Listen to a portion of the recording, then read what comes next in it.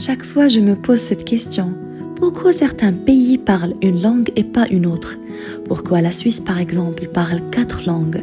Allemand, français, italien et romanche. Pourquoi l'Autriche parle allemand? Pourquoi le Brésil parle portugais alors que tous ses voisins parlent espagnol? Est-ce que c'est juste à cause de la colonisation ou bien quelque chose d'autre? Oui, c'est une grande partie de l'histoire, mais ce n'est pas la seule. La colonisation a clairement joué un rôle énorme. Le Brésil était une colonie portugaise. Les autres pays d'Amérique latine étaient espagnols.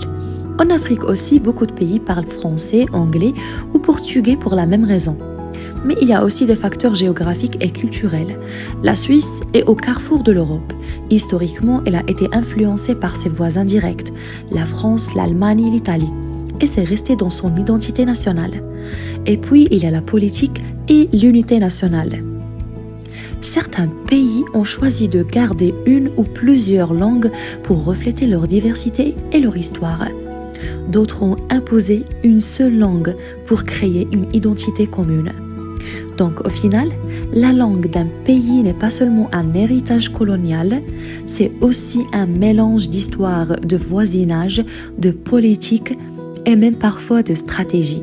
Et ça, je le trouve très fascinant. Et vous, quel pays vous surprend le plus par sa langue? Merci pour vos commentaires et bienvenue sur la chaîne de Kaléidoscope de Loubna.